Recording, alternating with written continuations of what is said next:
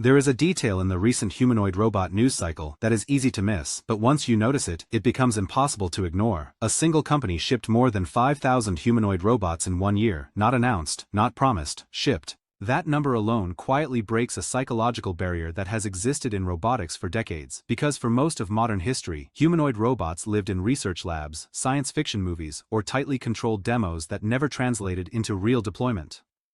What Unitree did with its G1 robot is different. This is not about whether the robot can dance, punch, or do a backflip. This is about scale, manufacturing, and momentum.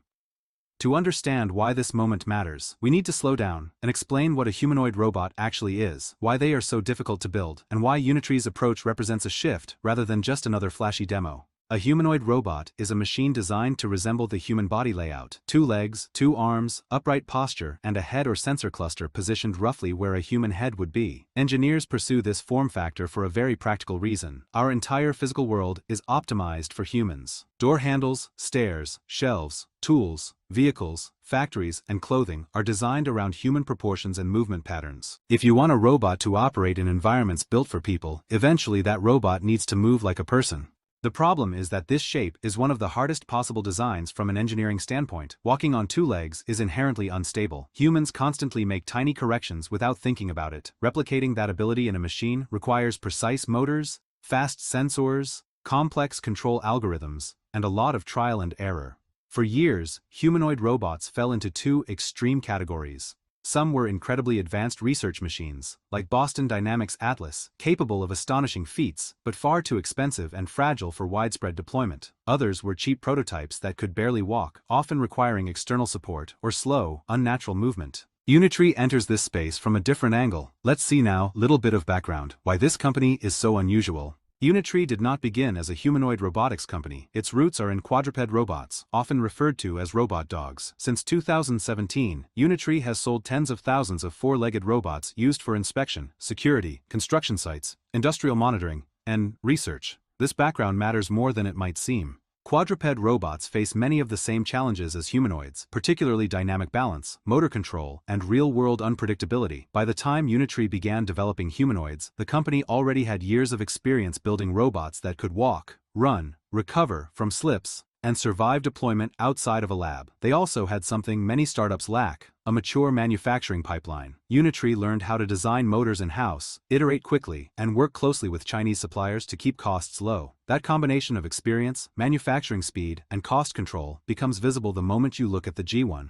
The timeline is important because speed is part of the story. Unitree was founded in 2016. By 2017, it had released its first robot dog. Between 2019 and 2023, Unitree scaled quadruped sales globally, selling thousands of units into real-world environments. In August 2023, Unitree unveiled its first humanoid robot, called H1. This was not a consumer product, it was a signal. Less than a year later, Unitree introduced the G1, a smaller, cheaper, and more accessible humanoid platform designed for research, development, and experimentation. Then came the number that caught everyone's attention. In 2025, Unitree shipped more than 5,500 full-body humanoid robots. To put that in context, major United States-based competitors shipped roughly 150 units each during the same period. Even allowing for differences in use cases and pricing, the scale difference is enormous. This is the moment when humanoid robotics stops being hypothetical and starts becoming operational. Most people encounter the G1 through short clips online: backflips, martial arts movements, dancing, boxing demonstrations. These clips are eye-catching, but they can also be misleading if taken at face value. The G1 stands roughly 1.3 meters tall and weighs about 35 kilograms. It can walk with a natural heel-to-toe gait, jog short distances, stop suddenly, and recover balance if pushed.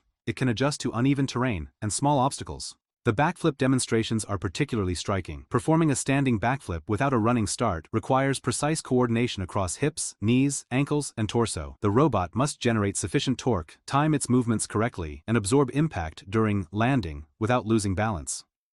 These motions are not pre-recorded animations. They are produced through reinforcement learning. The robot is trained in simulation, where it can fail thousands of times without damage. Once a movement is stable in simulation, it is transferred to the physical robot using sim-to-real techniques, allowing the robot to perform the same motion in the real world.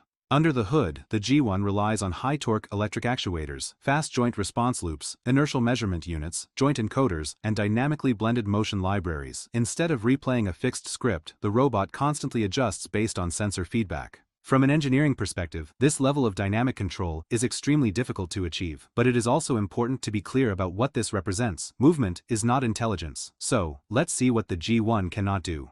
The G1 is not an autonomous household worker. It cannot independently clean a home, prepare meals, or perform long-duration industrial labor. Its payload capacity is limited, its battery life is short only 2 hours, and its hands lack the dexterity required for complex manipulation. In practical terms, the G1 is best understood as a physical research platform. It is a body designed to test algorithms, train models, and explore human-robot interaction. It provides developers with a relatively affordable humanoid form that can move dynamically and survive experimentation. This places it in a very different category from robots like Figure 02, which is designed specifically for industrial deployment, heavy payloads, and autonomous task execution in factories. Understanding this distinction is crucial. Unitree is not claiming the G1 replaces human labor today. They are claiming it accelerates development by putting humanoid bodies into the hands of researchers, engineers, and institutions at scale. To understand why Unitree's approach matters, it helps to compare it with other major players. Figure AI's robots prioritize manipulation, strength, and autonomy. They feature 5-finger hands with many degrees of freedom, longer battery life, and sensors optimized for factory environments. Their goal is clear: replace or augment human labor in industrial settings. Neo, on the other hand, represents a softer, more human-centered approach. Its design emphasizes safety, compliance, and interaction, positioning humanoids as companions or assistants rather than industrial tools. Unitree's strategy is different again. Their focus is speed, affordability, and iteration. By producing humanoids at scale and at lower cost, they are betting that intelligence and autonomy can be layered on over time. This mirrors how other technologies evolved. Early smartphones were limited and clumsy compared to modern devices, but widespread adoption drove rapid improvement. In this sense, Unitree is not trying to win the humanoid race by building the perfect robot first. They are trying to win by being first to scale. This story cannot be separated from geography. China has dense manufacturing ecosystems where design, testing, tooling, and production can happen within a short distance. Components can be redesigned, produced, and integrated quickly. Supply chains are tightly integrated and costs are lower. In addition, the Chinese government openly supports robotics as a strategic industry. Funding, infrastructure, and policy support create an environment where companies like Unitree can move fast and absorb risk. This does not mean Chinese robots are inherently smarter.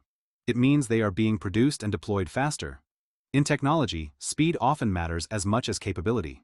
For the average person watching this, none of this means a humanoid robot will show up in your living room next year. The impact will be gradual and indirect. In the short term, humanoid robots will appear in controlled environments, research labs, warehouses, retail demonstrations, educational institutions, events and exhibitions. Over time, as autonomy improves, they may take on narrow tasks in logistics, maintenance, and service roles. This mirrors how industrial robots quietly transformed manufacturing over decades rather than overnight. This is not a sudden replacement story, it is a slow integration story. The rise of the G1 fits into a broader pattern. Artificial intelligence models are advancing rapidly, especially in perception and language. Hardware is finally catching up. The remaining bottleneck is physical deployment at scale. We have already discussed similar dynamics in videos about Neo and Figure 03. Each represents a different philosophy about how humanoid robots should enter society. Unitree adds a fourth dimension to that conversation: manufacturing momentum. The company that shapes the future of humanoids may not be the one with the most impressive demo. It may be the one that gets thousands of machines into the real world first. Looking ahead, several trends are likely. In the short term, expect more humanoid demonstrations, competitions, and public deployments, particularly in China. In the medium term, expect tighter integration between humanoid bodies and large language models, enabling basic task understanding and communication. In the long term, the market is likely to split: low-cost, agile humanoids for research and light-duty tasks on one end, and expensive, highly capable humanoids for industrial labor on the other. The race is no longer theoretical. It is happening quietly, through shipping numbers rather than press releases. The Unitree G1 is not important because it can flip or fight. It is important because it exists in large numbers. Scale changes feedback loops. Scale attracts developers. Scale accelerates learning. Now I want to hear from you. Do you think Unitree's approach of scaling first makes sense? Or should humanoid robots focus on autonomy before deployment? Which path do you think wins in the long run? G1, Figure 03, or Neo? Share your thoughts in the comments. If you want more deep dives like this, check out the related videos on Neo and Figure 03 and consider subscribing. It helps the channel grow and keeps this analysis coming. Thanks for watching and catch you in the next one.